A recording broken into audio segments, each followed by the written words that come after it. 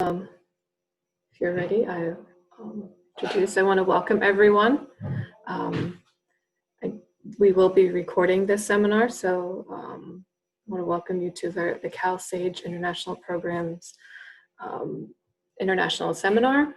And as I said, we'll be recording this and we'll be sharing it on our Facebook page, and we'll also email everyone a link to it if you want to share it with anyone who wasn't able to make the seminar.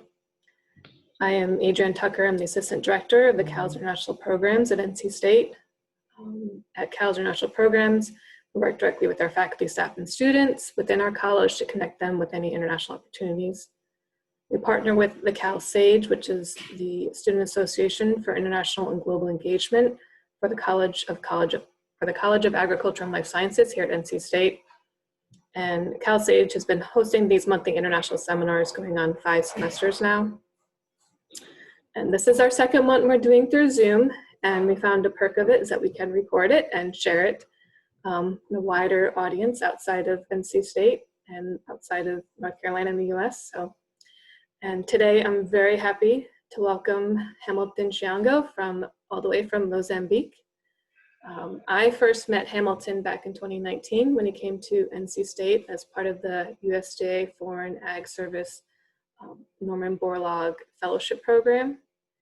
He's part of the elite scientists who have been selected to conduct collaborative research at a US institution. And during this time, Hamilton worked with Dr. Thomas Sinclair in maize research as part of the Department of Crop and Soil Sciences here at NC State. Hamilton was born and raised in Maputo, the capital city of Mozambique. He finished his bachelor studies at the Universidade Eduardo Mondlane in 2008. The next year, he started working for an international company as a teak plantation manager. Teak is a plant used in the industry to build some components of ships and planes. And since 2011, he has been a lecturer and researcher in the Higher School of Rural Development of the Universidade Eduardo Mondlane, where he works with the Department of Crop Production. And so at this time, I'll turn it over to Hamilton, and he'll tell you all about his experiences. Hello, everyone. Thank you, Adrienne, for inviting me for this seminar. It's a great pleasure for me to be here discussing the international scientific cooperation with all of you. So let's start. Can I go to the presentation? Yeah, I decided to give this title for my presentation for this seminar, International Scientific Cooperation, sharing the idea that in fact we need to exchange our scientific knowledge in order to increase our well-being and the agricultural yields and the agricultural production. So I decided to give this title in the sense that scientific cooperation is very important. I work in the University of Eduardo Mondlane, as Adrienne said, since 2011, so it's almost 10 years now.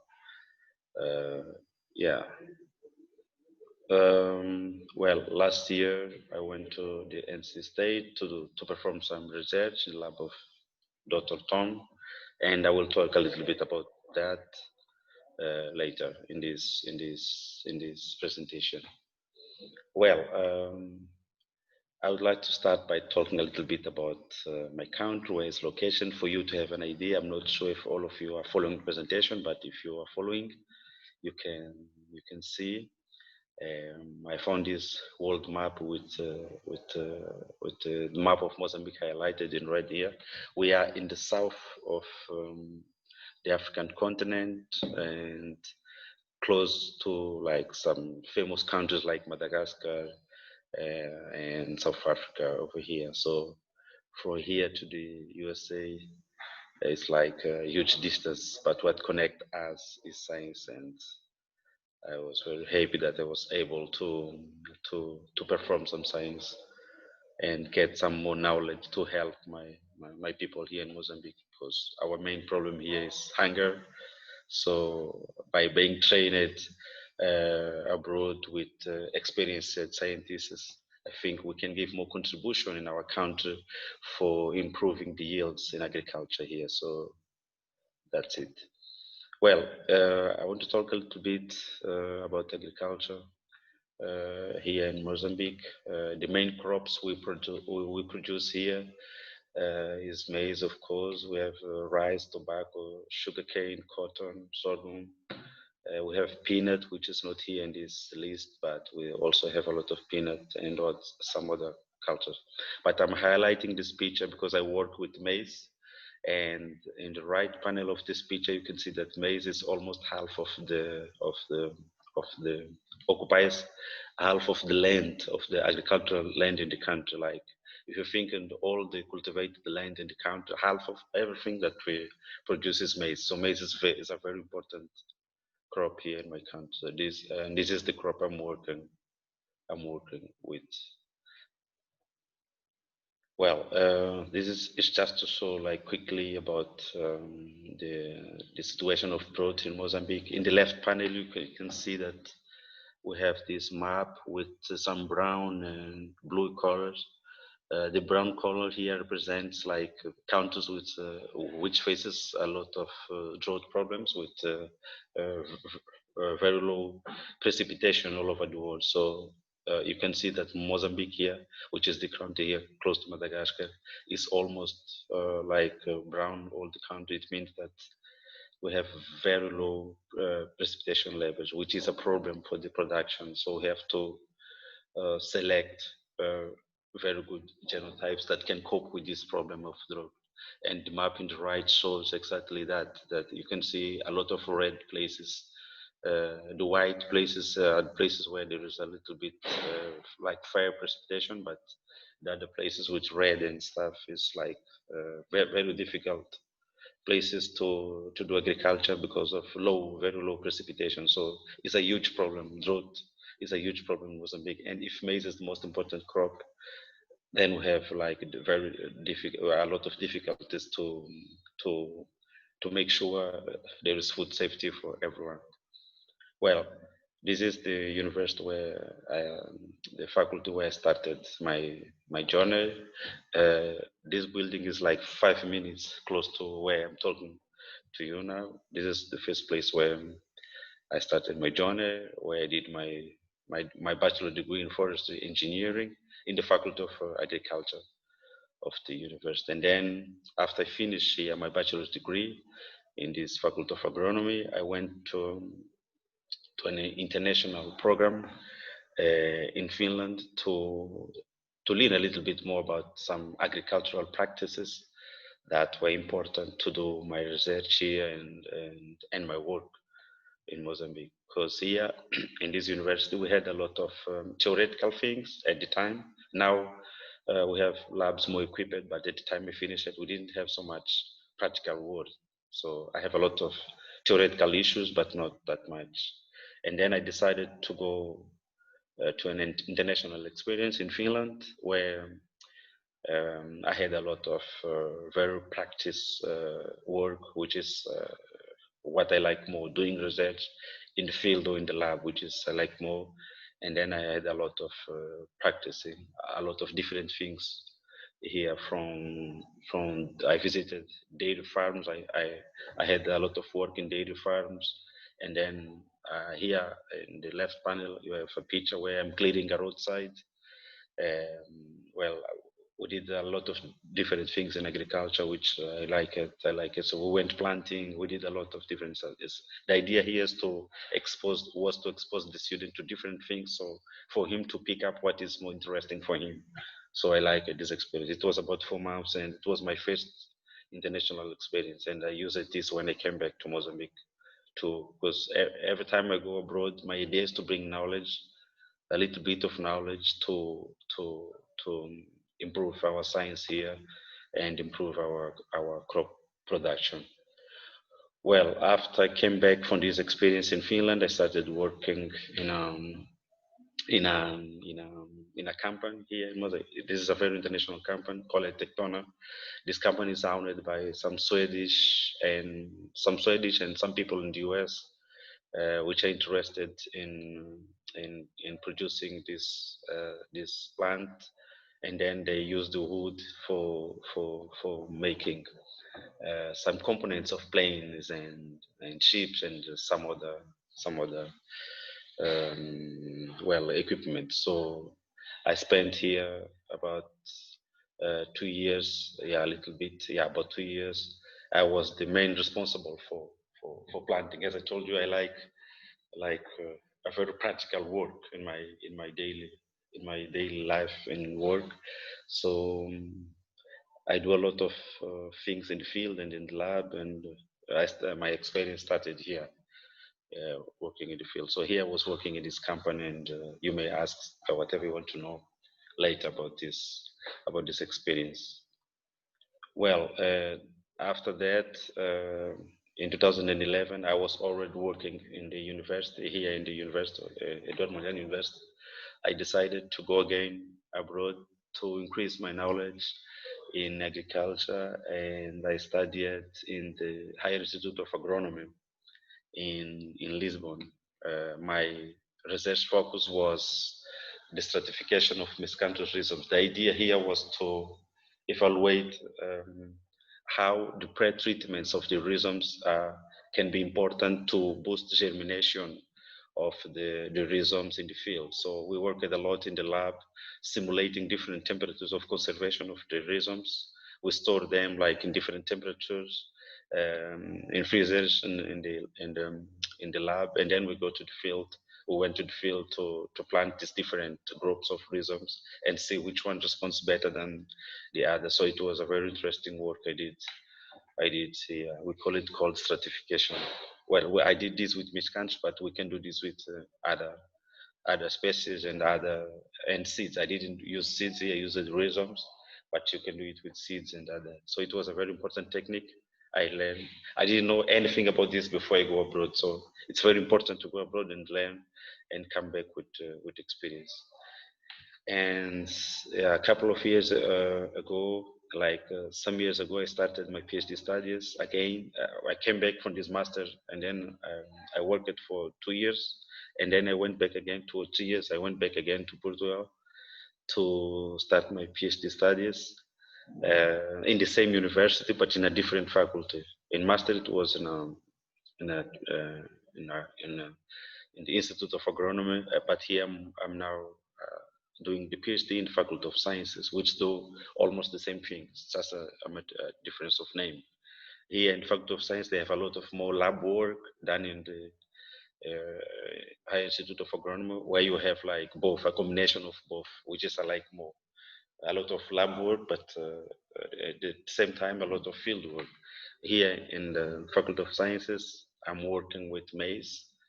I'm studying the physiology of maize, how different genotypes of maize respond to different drought stress conditions. So I did a lot. I used a lot of techniques like gas exchange. There is a technique they call chlorophyll fluorescence. I analyzed the water status of the leaves. I analyzed water potential. A lot of different techniques here, leaf reflectance, a lot of things which we do in the lab, and this is what I'm finishing writing now to present. Well, this is not a more technical presentation, so I'm talking more generally for everybody. Well, here I'm going to start to talk a little bit about my research experience in the US with Dr. Tom. The first thing we did after I got confirmation that I will be going to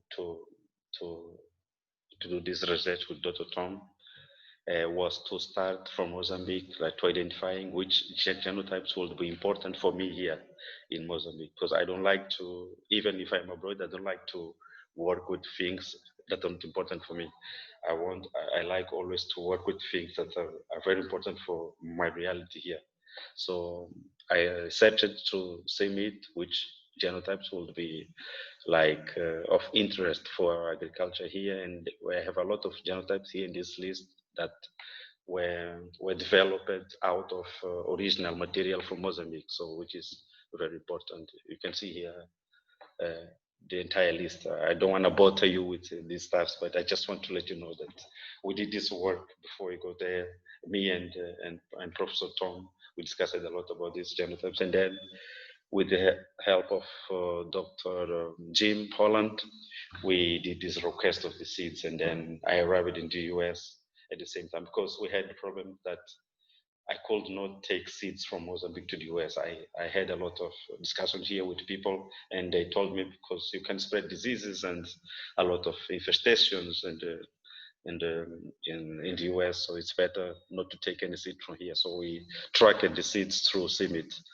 And this discussion started from I was still in Mozambique, and we did this. And after I arrived there, Dr. Jim already had asked the seeds, and it was just a matter of 1 week or 2 weeks, and then we had the seeds in the lab. It was very fast, and I liked this cooperation between the scientists, different scientists, and it was very important.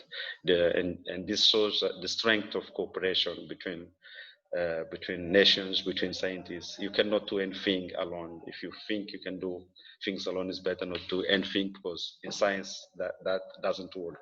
It's always better to cooperate with other scientists. It makes your life even easier. Well, I want to share with you again some of the things I did um, in my work in the Dr. Tom lab. Well, here I was like in the lab doing some work, and um, I did like two major experiments. One is transpiration responses to evapotranspiration deficit, and another one is transpiration responses to soil drying. What you are seeing here upstairs is the transpiration responses to soil drying. Basically, we analyzed how genotypes respond to soil drying in terms of transpiration. We measure transpiration in a daily basis to see how the different responses of the genotypes to soil drying, which is the major problem of my country here.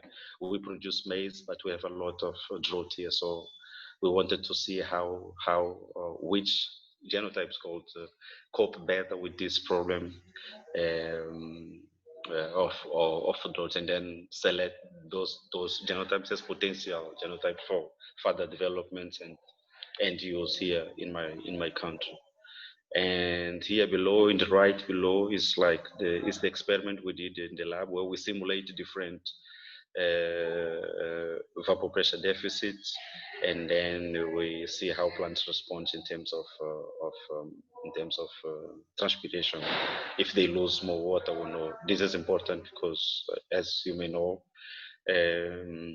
when they face some challenge like hot weather or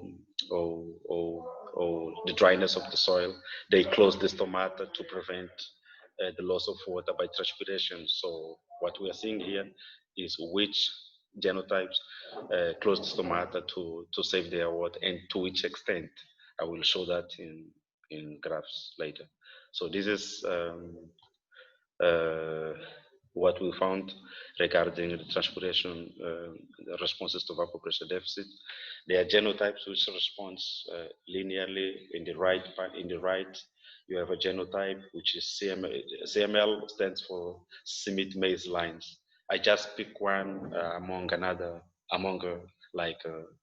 lot of genotypes to give an example of how this thing works. So this is the kind of behavior we don't want for a genotype, like as the VPD increases throughout the day, they tend to lose water by transpiration. So it means these genotypes may die before even starting giving fruits, and then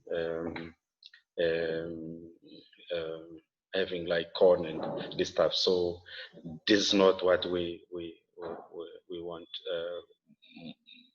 what we want is a genotype like the one in the left, which like have a breakpoint in transpiration as the VPD increases. This means that this genotype will hold some water to use later in the reproductive stages of the plant, and this is important because the plant can survive more time in the field and have enough time to follow all the physiological steps until we have the tassel and the corn at the end of the season. So we have very interesting results that we did this like twice. We did it once, and then we repeated to make sure that our results are really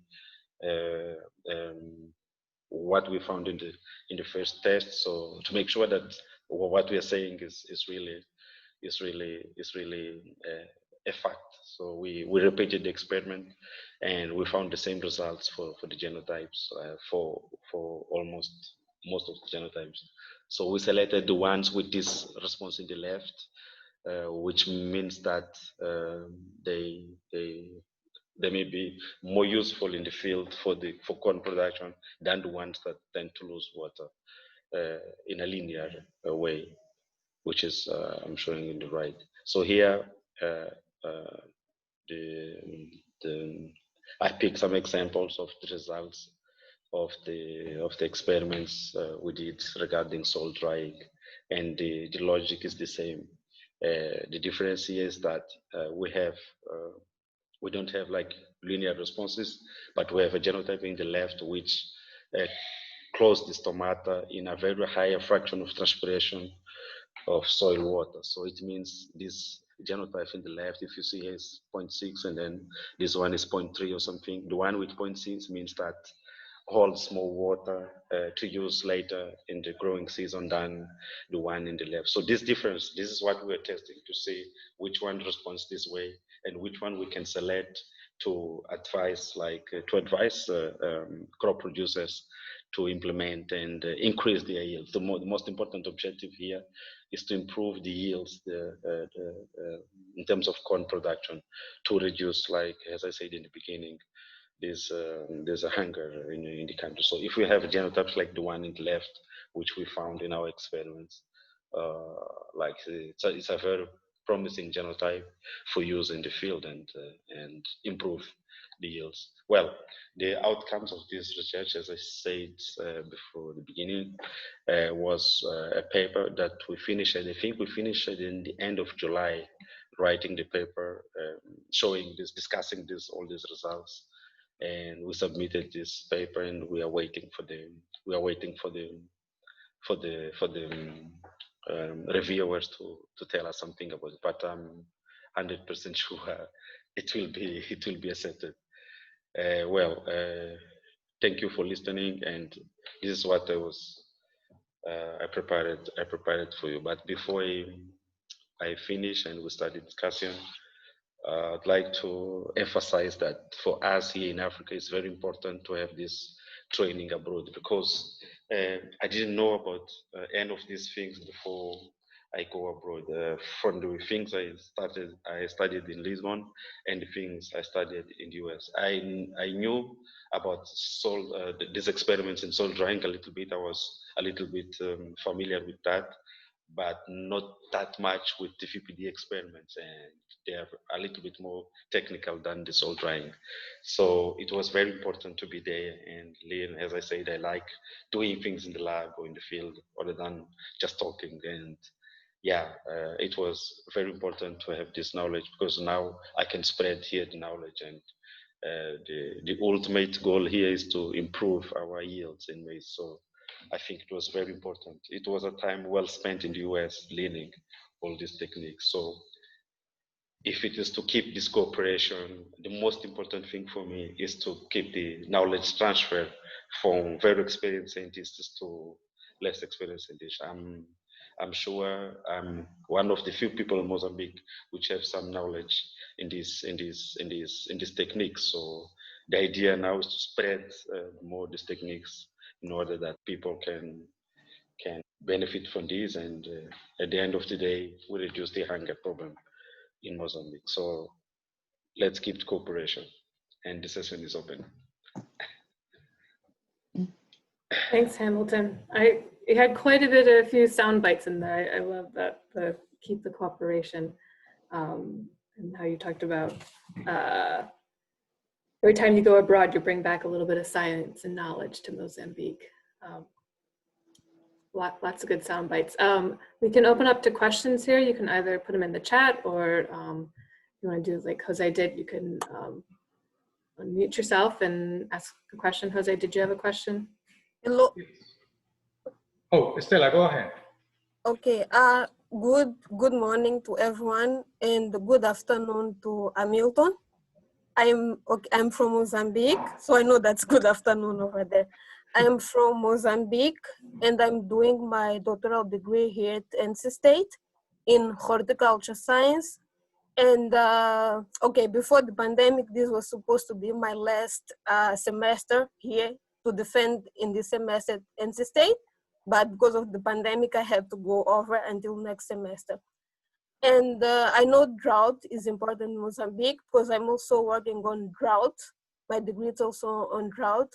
And something that you said, it's really true, that while we are abroad, we get exposed to a lot of things and maybe a lot of tools that they're not available in Mozambique.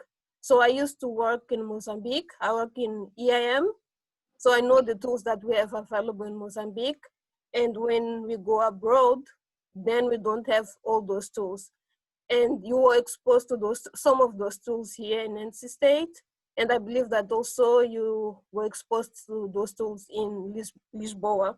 So I want to know, how is the transition to you when you go back to Mozambique and then you don't have all those tools available and you still have the will to continue to work in what you have been working? I want to understand better, how do you deal with that? That's it. Well, it's a little bit of a challenge because there are some technical things regarding like equipment, for instance, to equip our labs, which we don't have here. But you have to find a way to make things work, even if you have like very few resources. For instance, the VPD experiments, I told Tom when I was there that it's possible to replicate here in the country, but there are some tools that we have to buy from abroad, which we didn't manage to buy yet. To be more clear, since I came back from NC State and Lisbon, I wasn't able to do anything yet with VPD, but I am 100% sure we will do that because we are still equipping our lab. But regarding the soil drying experiment, I think it's a little bit more easier to replicate and do that. And I'm working a bit with some students in the bachelor degree in their dissertations in order to implement these techniques. So I think some of the things are very difficult to replicate here, but other things are not that difficult. So it's just a matter of seeing what you can do. Our main problem here, as you may know, from Mozambique, is the funding for the lab equipment is one of the problems, aside from technical training, which is the most important for me. Aside from the technical training, another problem we have is the resources to equip the labs. Last month I was involved in a work like that. We were doing like a list of equipments to buy, but we have to apply first for a fund from I think it was the Minister of Science and Technology, and we don't have the response yet. So it's a time-consuming process, but we have to work hard in order to make it possible. But it's a very important point you are making, because not everything we learn abroad we can. For this, I can give a very simple example. I did some gas exchange experiments in Lisbon, and for the equipment we used to do that, as you may know, is called IRGA. This IRGA is a very expensive equipment, but what we measure with IRGA is very important. We can measure the exchange, we can measure photosynthesis, we can measure transpiration rates, we can measure like the intercellular CO2 concentration, and a lot of things. So it's a very important tool to have in the lab, but we don't have money yet. But we bought one, but it's not like the one I was expecting to work with. Is a very simple equipment, and it's not the same standard I use it in Lisbon. So I think we're making a very important point. We have to work together to solve these problems. Okay, I have a follow-up question on that. I had an idea that that would be a response. So my follow-up question is, one of the things that I see, and I am in that situation as well.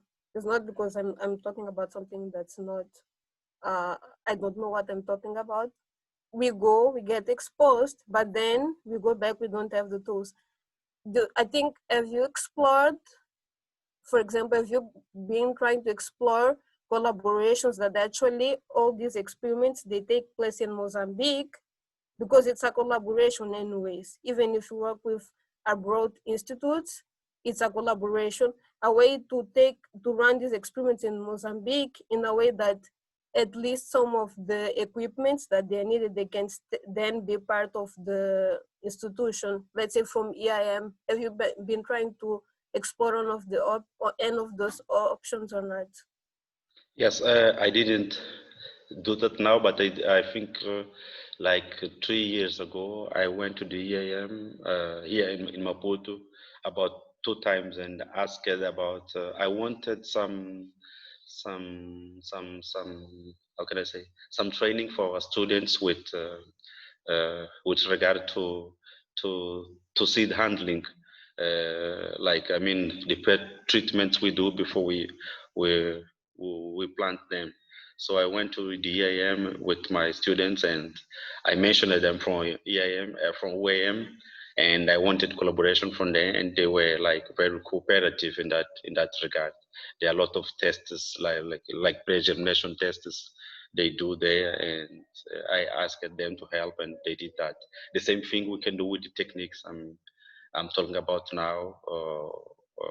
Whenever there is equipment in Mozambique, we can cooperate. And I have a lot of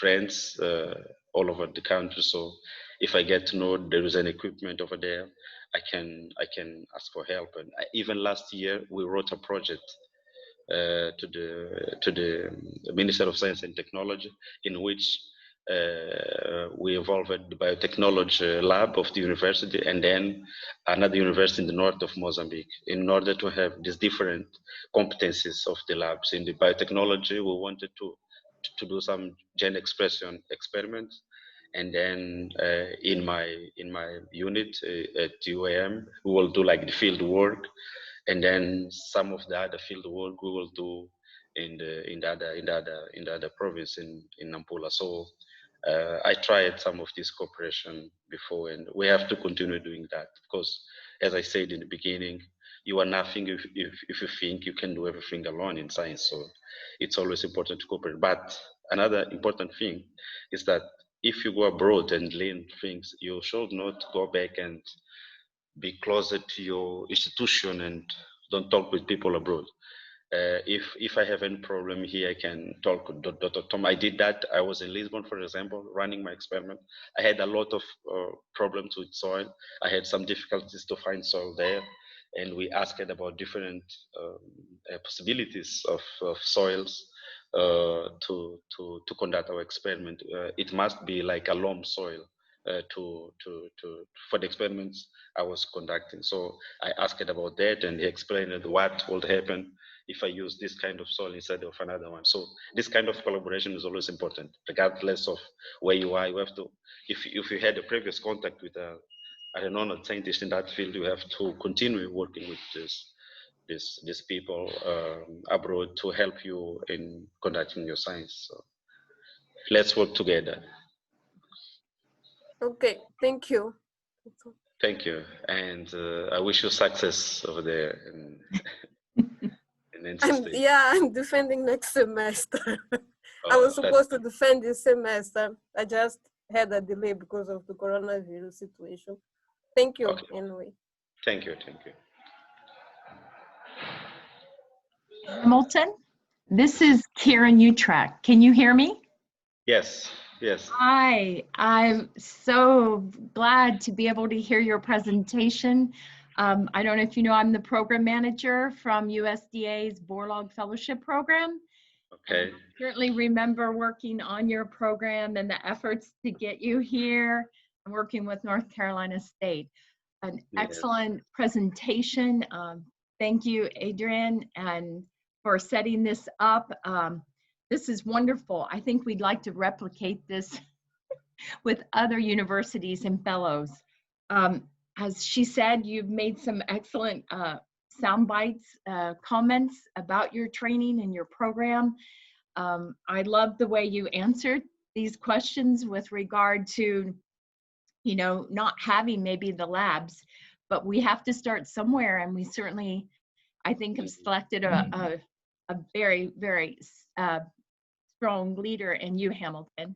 I would like to ask you, you've touched on a little bit of your leadership here by going, can you tell me again the story? You went to your Ministry of Agriculture, or where'd you take your students to request seed training? Yes, yes. I went to the institute where the colleague was talking earlier. I forgot her name. Is working, so they have like better labs than ours in the university. So I went there to train my students in pre-treatment, in like there are some pre-treatments you have to do before you take the seeds to the field. So they have like a lot of equipment there to do that, and since we don't have that in the university, and they have like very well trained people in that field, I took my students there. I went there to ask for cooperation, and they were very open to do that. And this is very important for us here to cooperate. You should not do anything alone. If you have some difficulty or whatever in terms of lab equipment, you have to go to someone who have. And the same thing they do with us. If they have something, they can come to the university and we work together. Yeah. Because wonderful. We have the same. Is this a private organization? That's what I'm not clear on. Where did you? No. Both of the organizations are state organizations. The IM is the National Research Institute of in the agricultural field in Mozambique. So it's like a state-owned institution, and my university as well is like a state university, not private. Okay. So it's easy to establish this cooperation because we all work for the government, so we don't have any difficulty. And maybe I should know this. Did you have was Dr. Tom able to visit you and conduct a mentor follow-on visit? You mean he's come to visit me in Mozambique? Yes. No, he didn't come here yet, but we are very open to that, and I asked him like many times to see the possibility of coming here. I think he's open to that. It's just a matter of seeing how things work over there to make him come. I think now, maybe because of the COVID, can be a little bit yes. dangerous. But when this finish, I'm here. I'm eager to see him here to discuss closely my scientific challenges, my research challenge here with him, and he knows about that. I told him that I want him here in Mozambique, but we will see. We will see if that is possible or not. But it will be very interesting for us to discuss our problems, like here in my university. I would be like very happy to show him our labs, our challenge in person, what we have, what we don't have, and of course to have some seminars with him here, some training, and it will be very interesting if that is possible. Were you able to bring any of those genotypes or with specific seeds to actual production? Are any of those seeds that you worked on, could they be viable? Well, some of them are already available here, but we had 17 genotypes in the experiment. Not all of them are available because the genotypes we used are CIMMYT new releases at the time of the experiment, but all of them developed from Southern African material, and some of them specifically from Mozambique. So to avoid like taking seeds from country to country and spreading diseases, the best thing to do is search what we have here among the genotypes that are used, and then what we don't have, try to CIMMYT. I did that experiment myself, and I was able, in the beginning, I asked the help of Dr. Jim, but in the second time I did myself that, and it was easy. The CIMMYT people was wonderful in that regard. I asked the seeds from the CIMMYT to Portugal to conduct the experiment, and the same thing can be done from the CIMMYT to here, for what we don't have, because we have some of the lines here. So I don't think it's a difficult issue. It's very easy. Is there a private industry there at all that could take these seeds and actually, you know, put them out in the field? Does that industry exist at all in Mozambique? Well, there are a lot of organizations, like private organizations that work in this field of agriculture, but I think the most current way to do that is to first check with the EIM about material before we can start using if they come from abroad, and then we can spread with whoever we want here. But again, it's a very easy thing to do. I don't think that is it's difficult. Right. Remind me, when were you here at North Carolina State? Was it spring of 2019? Yeah. Spring, summer, okay. Yeah. Excellent. Well, we have not had many Mozambicans, so I'm just very excited, and I will be writing a report, Hamilton, on your work, and thank you for this presentation, and to North Carolina State for putting this together. Excellent. Thanks. I'm very glad to interact as well with you, and always open to discuss anything in science, which it's my daily work. Thank you. Yes, great. Thank you. All the best. Yes. Thank you. Thanks, Karen. I'm glad that you were able to make it to the presentation. So yeah, we had some really good questions. Sorry, a few minutes late. Sorry about that. Yeah. No, you're good. Thank you. I know we have one question through the chat from Carlos Iglesias asking, do those genotypes that showed the desirable physiological reaction yield well under drought in Mozambique? Well, the next stage, as I explained in the beginning, is to test the genotypes in the field here. What we were testing in the experiments was if they express the transpiration limited trait, which was the one I was showing in the graphs. Like if you have a linear response with increasing of VPD or soil drying in terms of transpiration of the genotypes, or if you have a break point, what means at a certain point of growing, they close the stomata and they hold water to use later. So there are differences in the genotypes. This experiment was only to detect those differences and select the potential genotypes that can be beneficial in terms of yield in the field. So the next step is to, as I was asked minutes ago, is to try to work with the same genotypes in different locations of Mozambique to check if they express this physiological characteristic, and afterwards check if there are differences in yields as a response of expression of this transpiration limited. Because there are some there are studies that were conducted before that show some correlation between the expression of the trait and the response in the good response in yield.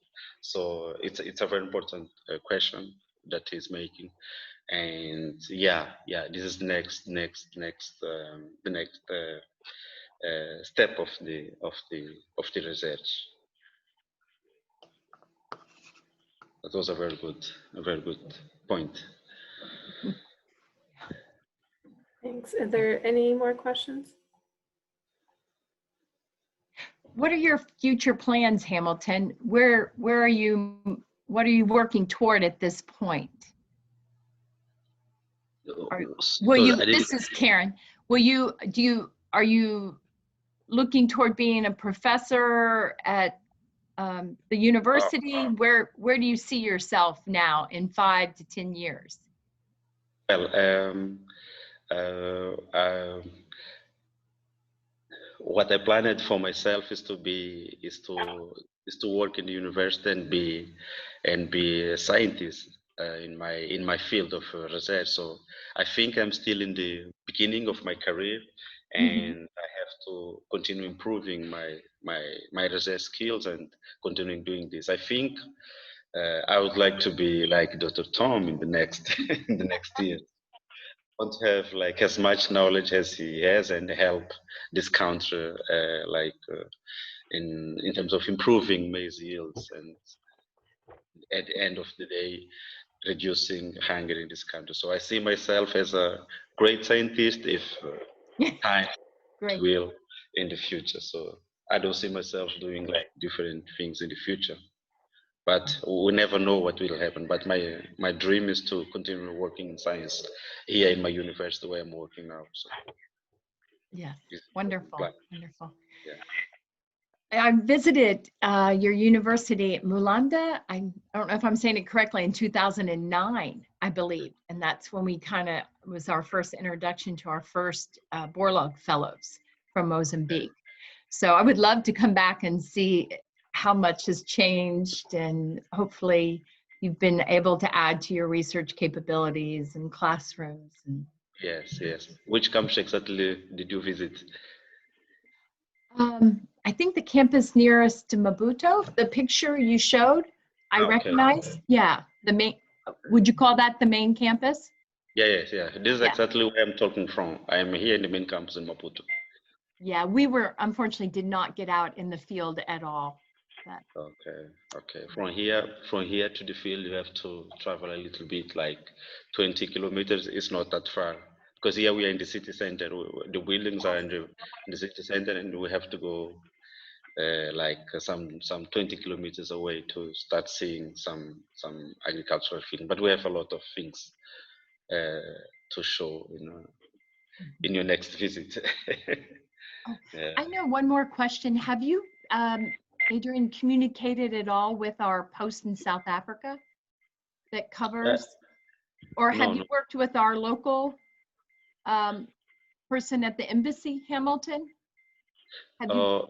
I forgot. I had some contact with people in the embassy before I go to because of the visa, before I go to the United States. But after coming back, I never had any contact with them. But for anything, I am available. I'm 100% available. I'm here. So. Okay, I should remember his name. I'm very sorry. I'm going to reach out to him, and you need to, if you have time, we would love for you to go into the embassy and speak with him and even our econ officer and tell them about your experiences at North Carolina State and the Borlaug Fellowship Program. And, open lines of communication there. That will be very important. And I'll get that information to you, our USDA representative in the embassy. Okay, it will be a pleasure. I will be happy to do that, to be there and talk with them about my experiences. Thank you. You're a great representative of our program. So thank you. Yeah, we want to encourage them to meet with you, and even possibly if it could be coordinated with our people from South Africa too, our USDA representatives from South Africa. Yes, it will be a huge pleasure for me. Okay, I will yes, we'll make sure we do that. Okay. Just let me know. Okay. Yeah, just let me know. Okay. I will be happy to. Great, wonderful. I think that's all for me. Thank you. Thank you, Hamilton. Thank you. Do we have any more questions? Hamilton? Yes. Oh, Jose, yeah. Okay, I would let Dr. Jose. Very fast. Although it's 3 questions, but I want to pick in your international experience. I'm really impressed, and I'm really impressed that you got a publication out of your experience at NC State. So that is a good sign. But also, I want to, you have shown that you are really very international involved. So you know that is important. And so I want to pick your brain related to, one is, what are your plans to continue working with NC State? So I have three questions for you. One is, what is your plan to continue working with NC State? My second one is, how can we increase collaboration between our institutions, your university and NC State? And my third question is, what is that Mozambique can offer our students as an international experience? Because the same way that you know that it's important for you as a researcher to visit other countries, the same way it is important for our trainees, our students that are going into the science route to get experience internationally. So what will be Mozambique that will be important for our students to get to know and visit? Well, I will start from the first question. I think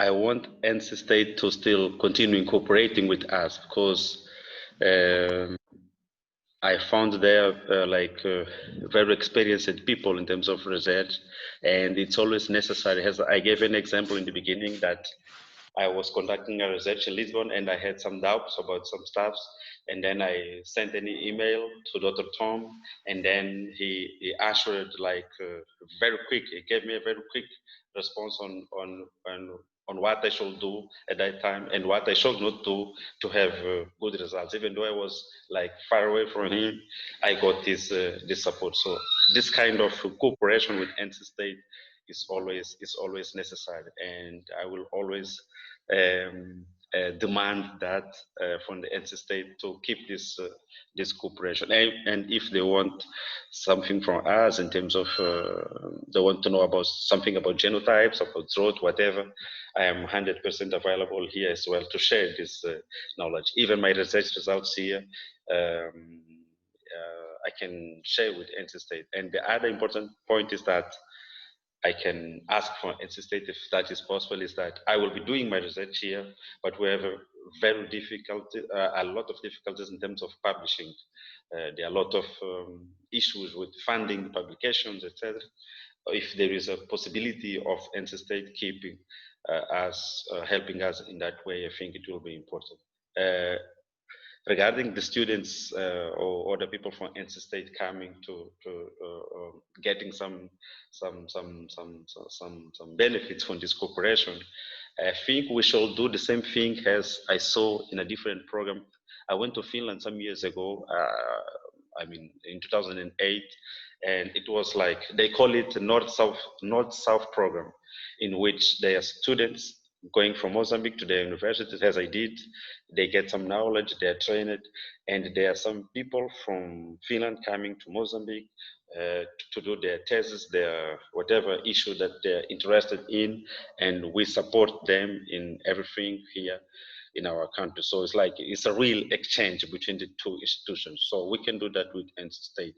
It can be people coming from NC State here to do some research and cooperate with us, spend some months here and do their research and increase their knowledge. Talking about genotypes of African genotypes, if you're not in the field, if you're not seeing plants growing in the field, and if you're not seeing the growing environment over here is different than if you are in the NC State and you never come here. So I think we can do that. I think this experience I'm sharing about this North-South program from Finland, it was very good because we have people coming in both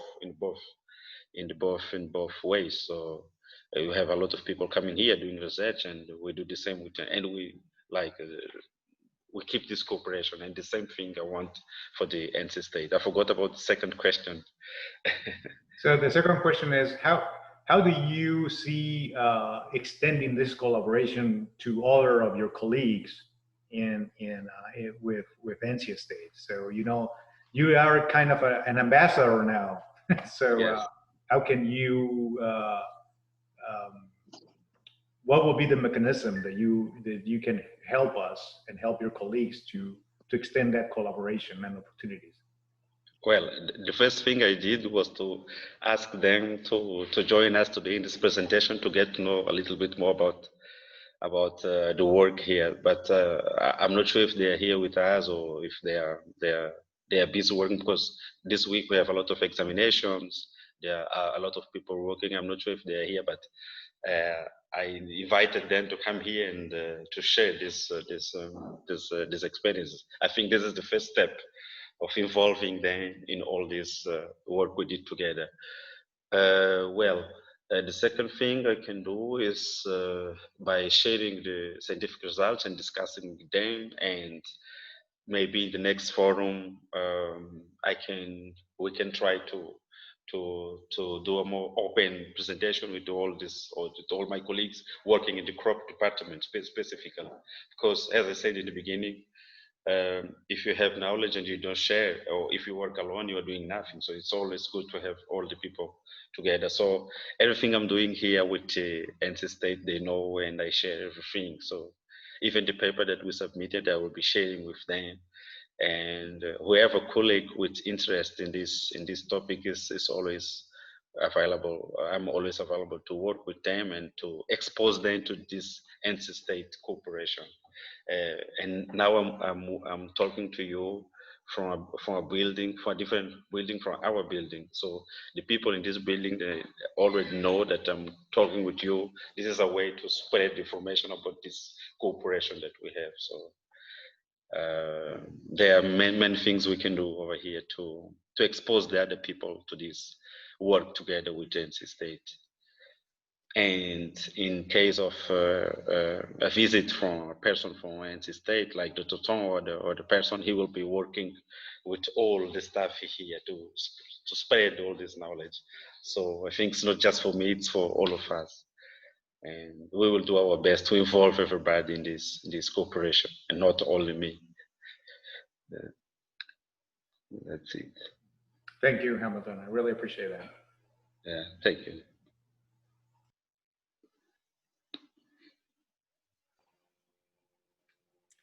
We have a few more minutes. Anyone have any last questions for Hamilton? Yes, Hamilton, Stella again. It's not exactly a question, and maybe you are aware of that, I don't know, because you have been talking about collaborations. Probably you're aware of that, but I know that EIM has been working with the Centro de Transferência de Tecnologia in Boan. So maybe that's another source that you can try to connect to establish a collaboration. Maybe you can try to do that. And I know that they're interested in drought as well. So that should be something. If they don't have any collaboration with any university, maybe this one is a good opportunity for you to do. Yes. Thank you for the suggestion. And yeah, we should do that in the future. I remember going there to the EIM to ask for seed material to take to Portugal to do my research, and they talked a little bit about this center they didn't talk specifically about this center transferences, but they talk about whatever in Boan. They have like some research in Boan, and they talk about that. I'm very glad that you're suggesting that, and I may contact you in future to establish this cooperation. Thank you. Okay, I don't have any connection with the project. Actually, I know not from EIM, I know from people working in the center. That's why I'm saying that. I know that EIM is involved, but I know from outside EIM, not from EIM. I just think that maybe it's a good opportunity, and I know UEM has a big name, so that should be a good opportunity to them to connect with a big university in Mozambique. That's why I was suggesting. But you are free to contact me anytime. That's it. Thank you for availability. Thank you. All right, I just want to be cognizant of the time. If there's anyone who has any last comments or questions, we have right at the hour. Adrian, you will give me later the email of Stella, and Yeah, so that I we will. can, I will share that with you. yeah. Okay, well, if there's no more, thank you, Hamilton. This was a wonderful seminar, and I'm really glad we have it recorded because there's lots of good comments you made in there, and so we'll be able to go back and reflect on that. So I appreciate everyone's time and asking some great questions, and we'll send everyone, again, this is recorded, so I'll send everyone a link if you need to share it with any of your colleagues or anyone who may have missed it. So I appreciate everyone's time. Have a wonderful evening or afternoon, depending where you are in the world. Yeah, it's afternoon here still.